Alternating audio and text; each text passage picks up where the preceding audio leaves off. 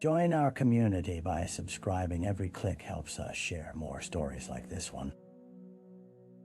In the quiet town of Maplewood, where the streets are lined with cherry blossom trees and life unfolds at a gentle pace, October arrives like a thief, stealing warmth and ushering in a chill like no other. It was the first week of the month when a seasoned detective named Rachel Morgan was called to the scene of a crime that would shatter the serenity of this unsuspecting community. On a Thursday morning, just as the sun began to rise over the horizon, illuminating the town in a soft golden hue, a local jogger stumbled upon a sight he would never forget. Hidden behind a thicket of dense foliage at Maplewood Park lay the lifeless body of a young woman, her auburn hair fanned out like a halo against the earth. She was dressed in a navy blue sweater and faded jeans, her face serene, as if she were merely sleeping in the comfort of the woods. Detective Morgan arrived moments later, her heart heavy with the weight of what she might uncover. The air was taut with expectation. Even nature seemed to hold its breath. As she surveyed the surroundings, she spotted a faint trail leading further into the park, indicating the possibility of a struggle. Footprints in the mud hinted that this wasn't merely a tragic accident. As she crouched beside the body, Rachel's experienced gaze caught every detail.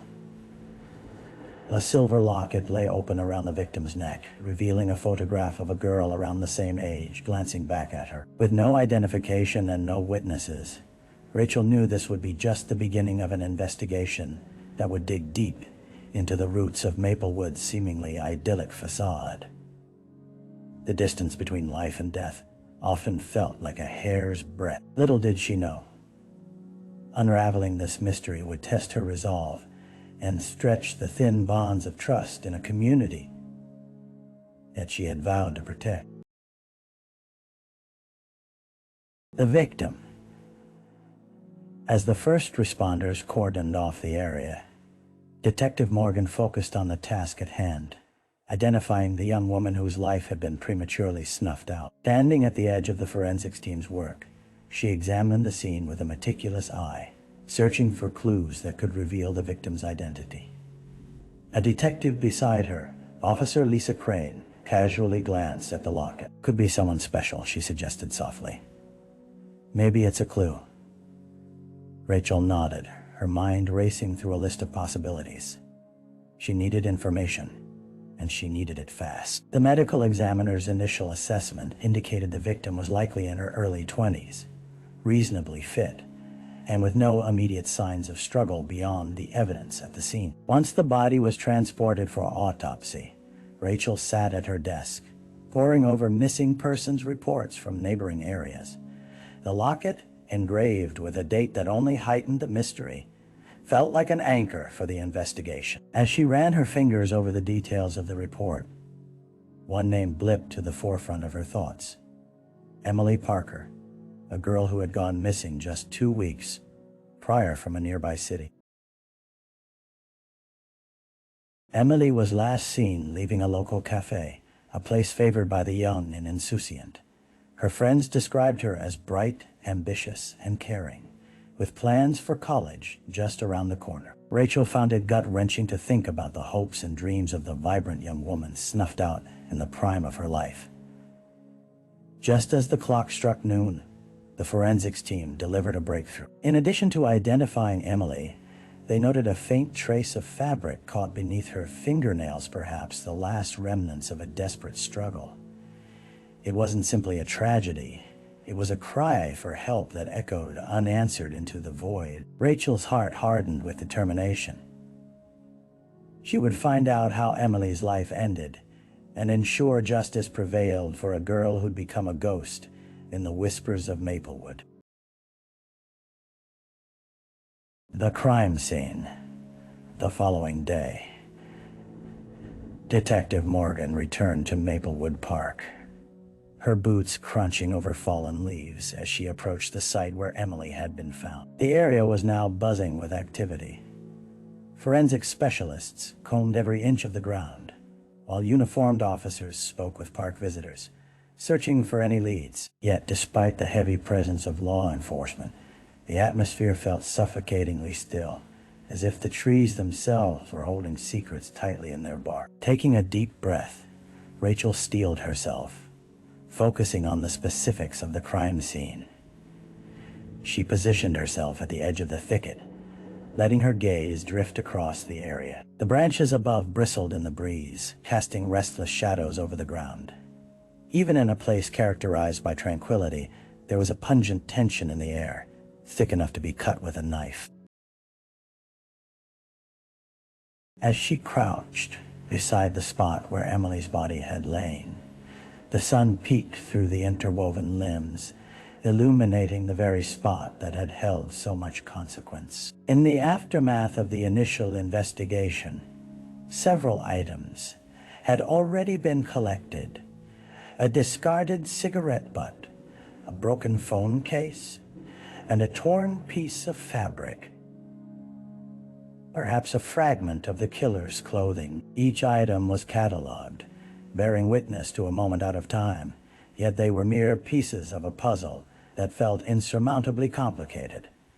Rachel knew the first few hours after a crime were critical. They were the threads from which the tapestry of understanding would be woven. After some time, she glanced up and spotted a couple walking along the park's edge, visibly shaken as they discussed the growing media attention surrounding the incident. Rachel approached them cautiously, not wanting to intrude, but knowing that they might hold a key to uncovering Emily's truth. "What did you see that morning?" she asked gently, her voice steady yet filled with compassion. The woman, a tangle of anxiety and empathy, exchanged looks with her partner before beginning to recount a strange man loitering in the area. As Rachel listened, she felt the weight of the victim's untold story intensify, and with it, a flicker of hope, a chance to shift the narrative from tragedy towards resolution. The early investigation. Back at her desk, Detective Morgan sifted through the notes from her earlier interviews, piecing together fragments of Emily Parker's life. She poured herself another cup of coffee, the dark liquid a much-needed stimulant as fatigue began to settle in. It was now day 3 of the investigation, and the urgency to connect the dots weighed heavily on her shoulders. Emily's life was illuminated in endless layers. A promising student, she had dreams of studying environmental science. Friends described her as a fierce advocate for social justice issues. Yet clouds of uncertainty quickly emerged. Who would want to harm someone with such a bright future ahead? How did she end up in Maplewood Park on that fateful morning? Rachel decided it was time to revisit Emily's closest friends, the ones who would likely have the most insight into her life prior to her disappearance. She arranged to meet them at the cafe where Emily had last been seen. This time, a sense of determination boiled within her. These young women had lost a friend, and they deserved answers as much as she did. When she arrived at the cafe, the air buzzed with whispered conversations. Her eyes fell upon a group of 3 girls, their faces pale, eyes rimmed with red. They clutched steaming cups of coffee tightly, a fragile barrier against their grief. Rachel knew her role was to tread lightly. Their grief could easily shift to anger if they felt cornered. "Thank you for meeting me," Rachel began gently, sparking semblances of recognition across their faces. "I'm here to ask about Emily and what she might have been doing the days before she went missing." As they shared their memories, Rachel recognized the subtle nuances of friendship, the inside jokes, the petty squabbles, all grounded in a deep-rooted bond. Casual comments about a new boyfriend named Jake floated in the air and piqued Rachel's interest. Was he a part of her world? Although their faces illuminated when discussing Emily, Rachel noticed the shadows lurking in their eyes grow heavy at the mention of Jake. He just seemed off lately, one of the girls mentioned tentatively. We didn't want to say anything, but we worried for Emily. He was possessive, maybe too protective. It was like he wanted her all to himself. Rachel's pulse quickened. The threads of Emily's life were winding into something darker, revealing a relationship that could hold vital clues. But in a small town where connections ran deep, speaking about love and loss often meant navigating the complexities of friendship and betrayal. Rachel's instincts told her she was getting closer, but she needed more insight to unravel the tight knots that seemed to bind Emily's last days. The dead ends. As the week progressed, Rachel Morgan found herself in a labyrinth of leads that seemed to yield nothing but shadows. Despite her relentless investigation, she faced a series of dead ends that left her both frustrated and weary. Each time she thought she had a firm grasp on a potential suspect or motive, the evidence unraveled like yarn, pulled from a fraying sweater. Jake Wright, Emily's boyfriend, became an immediate focus. A straight-A student with aspirations of his own, he seemed to have no reason to harm her. Rachel managed to arrange an interview with him, hoping to pierce through the facade of normalcy. However, Jake was evasive, his answers evaporating into vague reassurances that left more questions than answers. "I loved Emily," Jake insisted with a quiver in his voice. "We were planning a future together. How could I possibly hurt?" Yet, his emotional volatility contradicted the calm facade he tried to maintain. The weight of his sorrow felt heavy, but it also masked something deeper fear. Perhaps later. Rachel dug into Jake's background, searching for inconsistencies. Nothing remarkable surfaced. His family was respectable, his reputation unblemished. Attempts to interview his friends produced similar response, mostly amicable. Shallow remarks about how wonderful he seemed, but with an underlying air of something unsaid. As Rachel faced the hard truth of these dead ends, she pivoted back to the victim's friends, meticulously retracing her steps through the cafe. Each visit peeled back layers of their stories, revealing how interconnected their lives had been, yet none were willing to point fingers. They had witnessed Emily's struggles, but none of them felt qualified to divulge their own suspicions. Perhaps it was fear that paralyzed them, fear of what might happen if they exposed a potential predator, or fear of losing their closest friend of all. As her frustration mounted, Rachel found herself grappling with a sobering realization. In the heart of a small town, finding the truth often meant raising uncomfortable questions that threatened to upend the very fabric of their community. Each face she saw in those conversations became a reminder that Emily's absence left a haunting void, revealing the fragility beneath their surface. Rachel took a deep breath, something inside her resolute as she prepared to push through the despair. The investigation had stumbled. Now was the time to dig deeper.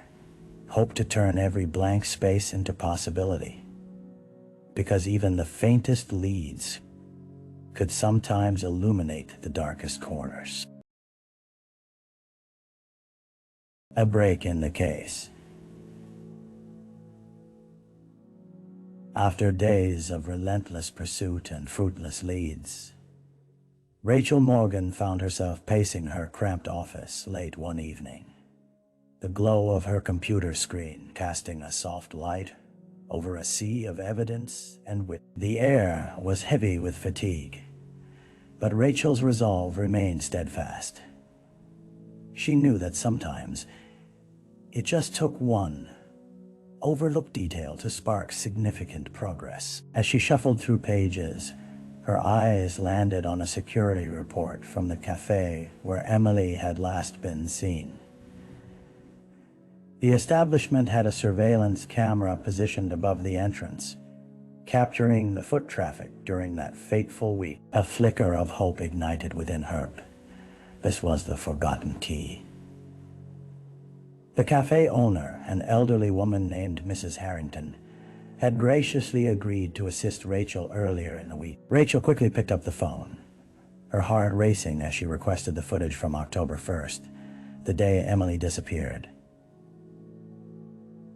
To her surprise, Mrs. Harrington was thrilled to help, assuring Rachel that the complete recordings were available. The following morning, Rachel found herself seated in a dimly lit room at the cafe, a flat-screen monitor before her. Several hours of footage unfolded, each frame brimming with the life and vibrancy that Emily must have once known. But as she continued to watch, the moments began to blend. Faces washed out in bright light until one particular segment captured her attention. There he was, Jake right exiting the cafe, his brow furrowed and hands shoved deep in his pocket. But it wasn't just his expression that struck her. It was the other figure in the frame. A tall, unsmiling man stood a few paces away, leaning against a light pole, his gaze directed at Jackie and then at Emily, who emerged from the cafe moments later. The nameless man's demeanor was unsettling. An instinct within Rachel sparked, urging her to investigate further.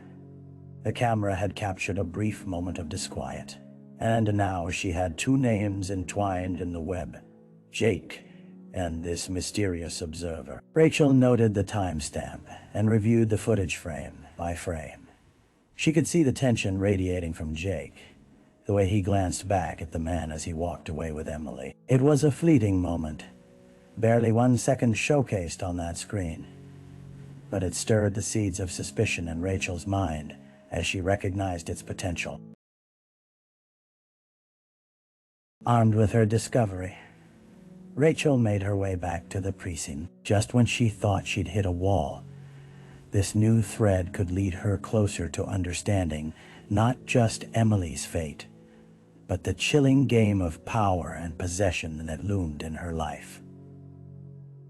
Rachel felt exhilarated, yet grounded. Every step forward brought them one step closer to justice if only she could untangle the threads that connected Jake to the man in the background. The suspect. The afternoon sun hanging low in the sky, casting long shadows through the precinct windows. Rachel focused on the grainy image of the mysterious observer from the cafe footage. She needed to identify the man who had loomed in the background of Jake and Emily's last interaction. Something in her gut told her he was an uninvited intruder in a relationship that might have harbored darker currents than anyone had first suspected. After combing through reports and consulting various databases, Rachel found a short but pertinent entry in the local police files. The man in question was a known transient, Robert "Rob" Sanders. With a history of petty crime and a reputation for erratic behavior, he seemed to drift from one town to another, leaving behind rumor and caution in his wake. Rachel quickly set up a meeting with Officer Crane, who had been invaluable in the early stages of the investigation. They reviewed Robert's known whereabouts, which bled into several overlapping locations during the weeks leading up to Emily's disappearance. It was alarming, and Rachel felt the disquiet in her stomach begin to churn. The closer they got to uncovering the truth about Emily's death, the more dangerous the stakes seemed to become. "Let's bring him in for questioning," Rachel suggested, her gaze fixated on the map detailing Robert's trail through town. Officer Crane nodded, her expression somber, and they formulated a plan. Within the hour, they set out to find him, apprehension hanging thick in the air.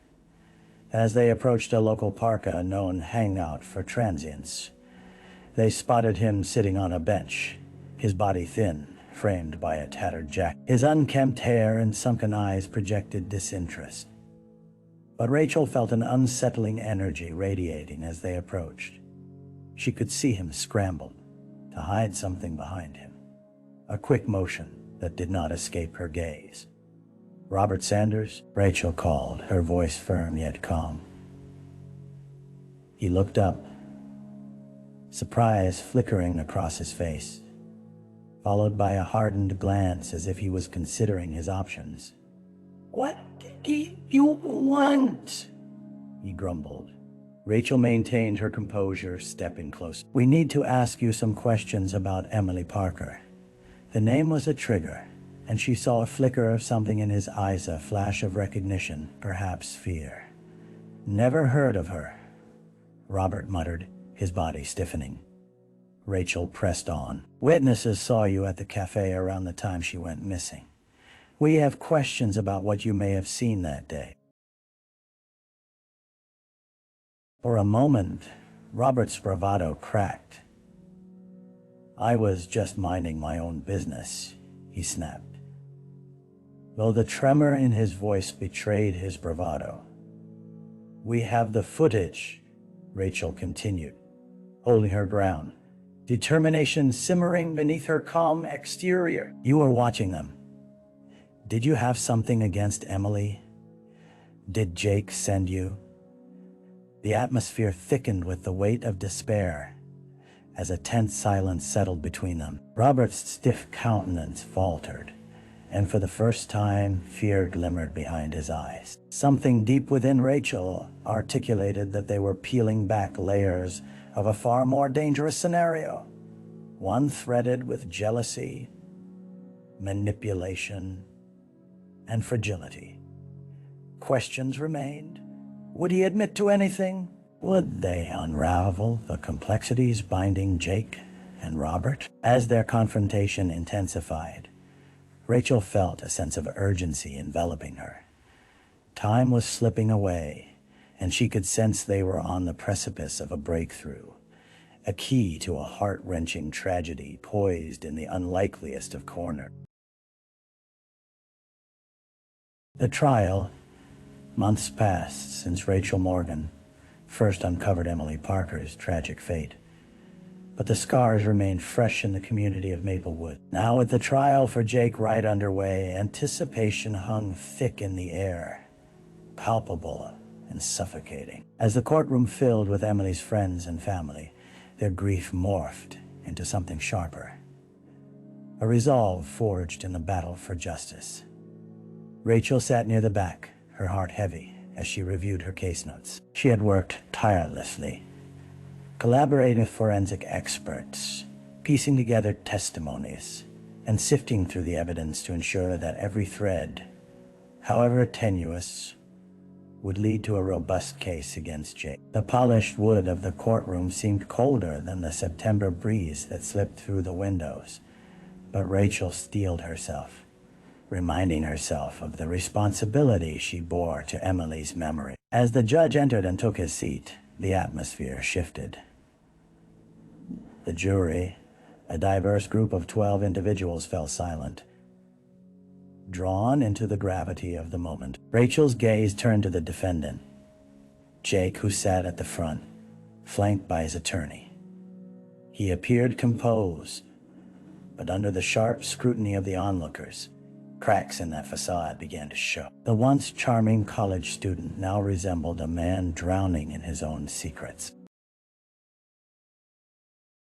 The prosecution opened, laying out the timeline of events, a careful orchestration interspersed with poignant photographs of Emily. Rachel listened intently, the words enunciated by the lead attorney painting a picture of a troubled relationship, of jealousy simmering just beneath the surface. They spoke of the evidence, the surveillance footage, the testimonies that emerged, a witness who confirmed seeing Robert Sanders lurking near the cafe, the relationship's dark undertones. But it was Rachel's turn to take the stand that sent a shiver down her spine.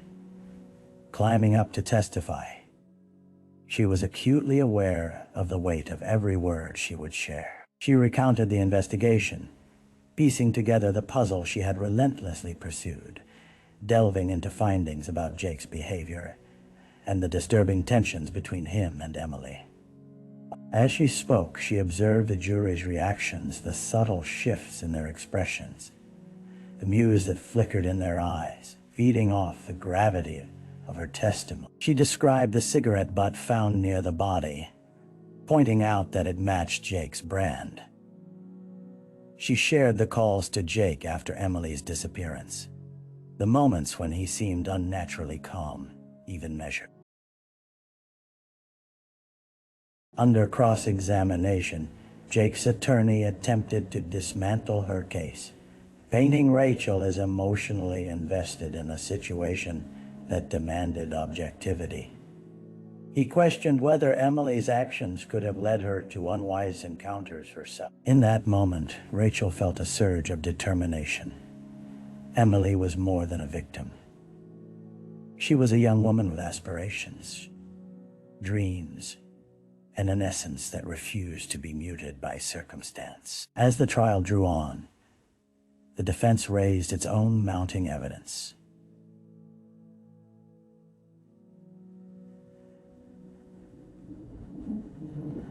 They introduced Robert Sanders as someone who could have been lurking around, a threat that remained uninvestigated by Rachel. With each accusation thrown, anxiety fluttered in the pit of Rachel's stomach. Even as the case seemed airtight, the shadows of doubt began to creep in. However, when the jury finally deliberated, Rachel found solace in knowing that she had done her best to honor Emily's truth. The atmosphere outside the courthouse became charged with anticipation as the verdict awaited. Whispers of guilt or innocence rippled through the thrumming crowd.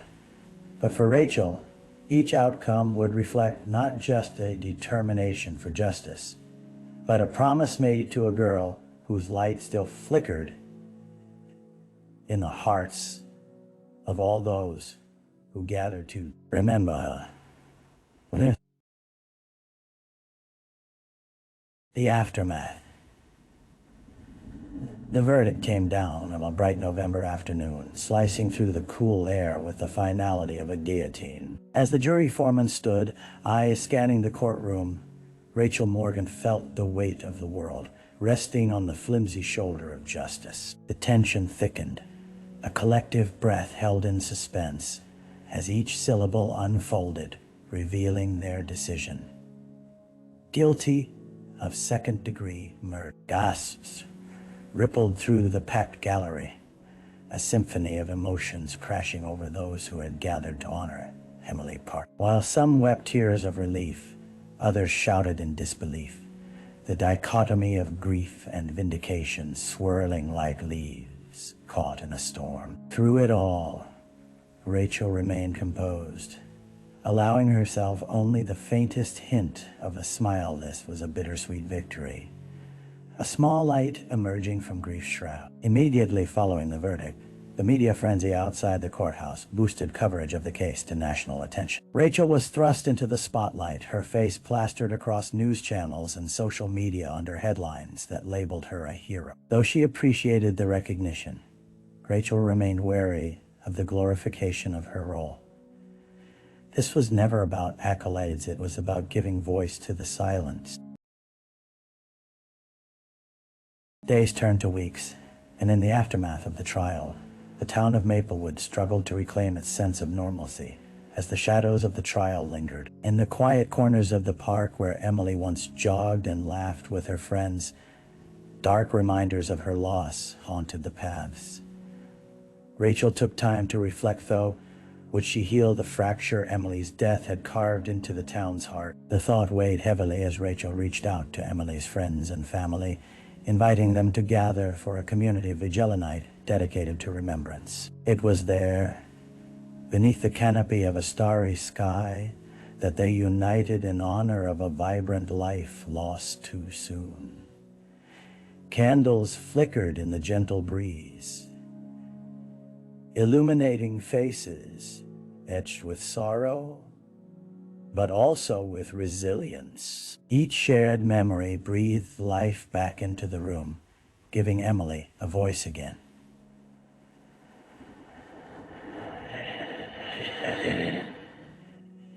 As the vigil drew to a close, parents, friends, and even strangers spoke her name with reverence, rekindling the joy Emily had brought to so many. Her laughter was a soft echo that brushed against their memories, and Rachel felt the collective spirit of the attendees kindle something profound within her. Months later, Rachel received a letter from Emily's mother. The words spilled onto the page, each heartfelt line reflecting gratitude and a dawning acceptance of their new reality. It was a bittersweet reminder of the scars that would linger, yet it also offered hope. A promise to work for the positive changes Emily had fought for during her short life. Though the case was closed, Rachel found that her journey was far from over. If there was any silver lining to Emily's story, it might be to advocate for prevention programs and mental health awareness in Maplewood, shaping a legacy from tragedy, a beacon for others. Because in the end, it wasn't just about seeking justice. It was about nurturing the bonds that could heal wounds far deeper than the crimes themselves. As the seasons changed once again, Rachel stepped forward, dedicating herself not just to the memories of the lost, but to inspiring those who remain. The echoes of their lives would never be forgotten, and with each new day, she would strive to carry their stories forward into the light. Reflection. Months had passed since that November afternoon. Yet the echoes of the trial still reverberated in Rachel Morgan's mind. The two worlds. She had navigated the gentle beauty of Maplewood, and the darkness that had momentarily eclipsed compelled her to confront the multifaceted nature of existence. Every corner of the town told a story, and each face bore scars that spoke of love, loss, and resilience. Sitting in her office, surrounded by photographs and case notes, Rachel reflected on the case that had become intertwined with her own journey. Emily's story was no longer just a haunting memory of tragedy. It represented a call to action, a reminder of the fragility of life and the importance of community in nurturing hope. She felt a renewed sense of purpose as familiar faces from the vigil lingered in her thoughts. They'd embraced their collective grief, sharing laughter and tears under the starlit sky, bound together by a girl whose light still illuminated their lives. Rachel had learned that her role extended beyond the badge. She was an advocate, a protector working to uplift those whose voices had been silenced. The sobering reality of the case reignited her passion for change. Inspired by Emily, Rachel reached out to local leaders to initiate programs centered around mental health, fostering connections and aiding youth. She held workshops at local schools, encouraging open dialogues about relationships, safety, and support systems. While the scars of the past wouldn't heal overnight, Rachel understood that tiny seeds of hope could flourish in the most unexpected places. Sitting by the window, she could see the cherry blossom trees in bloom, a reminder that even after the darkest winters, life found a way to blossom new. And in that reflection, she found peace, a resolve to continue the work, not just for Emily, but for every individual who longed for a voice in a world too often silent.